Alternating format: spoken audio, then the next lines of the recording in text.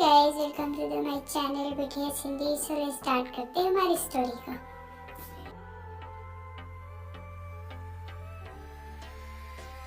हाय Jungkook sir, आपको तो इतनी अच्छी लड़की मिल सकती है, फिर आप उस घमंडी लड़की के साथ शादी क्यों करना चाहते हो? उससे कुछ सालों का बदला लेना है, इसीलिए मैंने उससे शादी के लिए प्रपोज किया। लेकिन सर, वो आपसे शादी करेगी? मैं जानता हूँ वो मुझसे शादी जरूर करेगी। वो अपने पापा से बहुत प्यार करती है। वी अपने फ्रेंड को कॉल करके अपनी सारी बातें बता देती है। क्या कहा वी तुमने? तुम शादी कर रही हो? किससे शादी कर रही हो? और तुमने तो कहा था तुम कभी शादी नहीं करोगी, और वो भी तुम्हारे लायक कौन है ऐसा जिससे तुम शादी कर रही हो? अरे मैं शादी नहीं करना चाहती, लेकिन मेरे पापा ने जबरदस्ती मेरी शादी फिक्स करवा दी है। आखिर कौन है वो जिससे तुम शादी करना चाहती हो? वो मिस्टर जंकुक है, जो मुझे बिल्कुल पसंद नहीं है। क्या तुम मिस्टर जंकुक से शादी कर रही हो, वो भी उससे जिसे तुम पसंद नहीं करती हो? ये तुम कैसे कर सकती हो? तुम्हारी वजह से मैंने अपने बीएफ को छोड़ दिया और तुम अब उससे शादी कर रही हो? अरे यार सॉरी, मुझे नहीं पता था कि मेरे पापा मेरी शादी उससे तय कर देंगे, लेकिन मैं उसे छोड़ूंगी नहीं। देखना, शादी के बाद मैं उसे इतना परेशान कर लगता है भी वो तुमसे शादी करना चाहता है, जबकि वो तुम्हारे बारे में सब कुछ जानता है। जरूर कोई बात होगी जो वो तुमसे शादी करना चाहता है। तुम्हें तो पता है मैं कितनी खूबसूरत हूँ और कितनी रिच हूँ, शायद इसीलिए वो मुझसे शादी करना चाहता है। वो मुझसे पहले से प्यार करता है, उसने मुझे प्रपोज भी किया था, लेकिन मैंने उसे मना कर दिया था। इसी का बदला लेने के लिए वो मुझसे शादी करना चाहता है। बेवकूफ इंसान। वी तुम सोच समझ के सब कुछ करना। हो सकता है वो तुमसे किसी बात का बदला निकालना चाहता हो कि तुमने उसके प्रपोजल को ठुकरा दिया था। कुछ छोड़ो ये सब। ओके जिमी, मैं तुमसे बाद में बात करती हूँ, मुझे मेरे पापा से कुछ बात करनी है।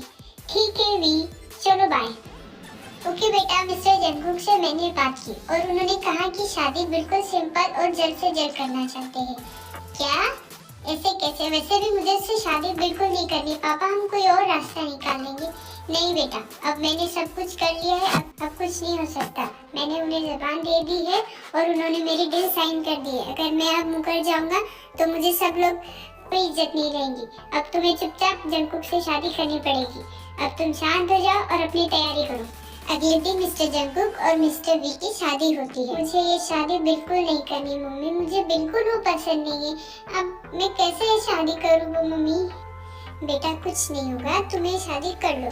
और वैसे भी मुझे जंकुक बहुत अच्छा लड़का लगा, वो तुम्हें बिल्कुल संभाल लेगा। मम्मी आप सब लोग पागल हो गए हो। आप जानते हो वो मुझसे बदला लेना चाहता है, आपको पता है?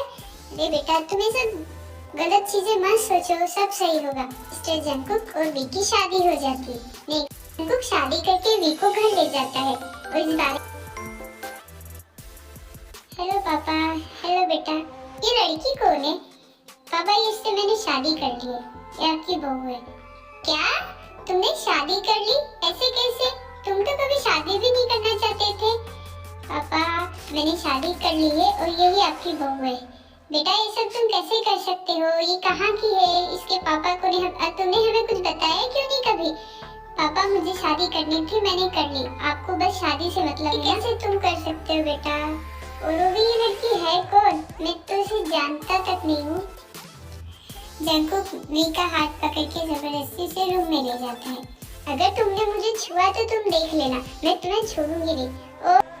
तुम जो भी हो, अगर तुमने मेरे साथ जबरदस्ती की तो याद रखना मैं तुम्हें जान से मार दूंगी। तुमने मुझसे बदला लेने के लिए शादी की ना, कि तुमने मुझे प्रपोज किया था और मैंने तुम्हें मना कर दिया था, इसलिए तुम मुझसे शादी करना चाहते हो मिस्टर जंकुक, और तुमने मुझसे शादी कर भी ली। लेकिन देख लेना, मैं तुम्हें कभी खुश नहीं रखूंगी।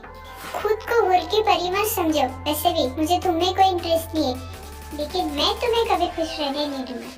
तुम्हारी सारी खुशियाँ मैं छीन लूंगा। तुमने किसी की जिंदगी बर्बाद की, तुम शायद भूल गई हो। याद रखना कि मैं तुम्हारा पति हूँ और तुम मेरी पत्नी हो, तो मैं जो कहूँगा तुम्हें मानना पड़ेगा, वरना क्या करोगे तुम? मैं तुम्हारी कोई बात नहीं मानने वाली मिस्टर जंकुक, याद रखना। और तुम मेरी कोई पतिवती नहीं हो, तुमने मुझसे जबरदस्ती शादी की है। ठीक है, अगर तुमने मेरी बातें नहीं मानी तो मुझे जबरन मजबूरन तुम्हारे पापा को परेशान करना पड़ेगा। और तुम अपने पापा को परेशान देख नहीं सकती, तो तुम्हें चुपचाप मेरी बातें माननी पड़ेगी और मैं जैसा कहूँगा तुम्हें वैसा करना पड़ेगा। तो अपना सारा कबाड़ उठाओ यहाँ से और एक कोने में रख के आओ। ऐसे कैसे तुम मेरे सामान को कबाड़ बोल सकते हो? बेवकूफ, गवार हो तुम। अगर तुमने आइंदा मुझसे ऐसी बात की तो मैं तुम्हें ऐसे परेशान करूंगा कि जिंदगी भर याद रखो। तुम बिस्तर पर नहीं, तुम नीचे सोगी। नीचे? तुम पागल हो, मैं आज तक नीचे नहीं सोई, तुम सोगी। ये मेरा घर है, तुम समझी भी? चुपचाप तुम नीचे सोगी। तुम सिर्फ नाम के लिए मेरी पत्नी हो, समझी? तो वैसे ही रहेगी। Next day morning. अब तक सोई हो तुम? चलो उठो जल्दी से और मेरे लिए नाश्ता बनाओ और पापा के लिए नाश्ता बनाओ। तुम्हारा दिमाग खराब है जंकू? मैं नाश्ता बनाऊं? मैंने आज तक अपने घर में कुकिंग नहीं की है, लेकिन तुम्हें यहाँ करना पड़ेगा क्योंकि ये मेरा घर है और जैसा मैं कहूँगा वैसे तुम्हें रहना पड़ेगा, वरना मैं तुम्हारे पापा को परेशान करूँगी। और अगर मैं ऐसा नहीं करूँगी तो तुम क्या कर लोगे? लगता है तुम्हें तुम्हारे पापा से प्यार नहीं है। तो ठीक है, डील के पेपर्स को मैं जला दूंगा और तुम्हारे पापा को बर्बाद कर दूंगा। मैं तुम्हारे पापा को 2 बार अटैक आ चुका है, अगर उन्हें तीसरी बार आया तो तुम्हारे पापा तो बचेंगे नहीं भी। ठीक है, जा रही हूँ मैं, तुम मेरे पापा को परेशान मत करो, ठीक है? और फिर वे जाके नाश्ता बनाती है सबके लिए, लेकिन बेचारी को नाश्ता तो आता नहीं है, तो बेचारी कुछ भी बना के खिला देता है। ये तुमने क्या बनाया है? अंकल जी, वो मैंने रोटी बनाई है।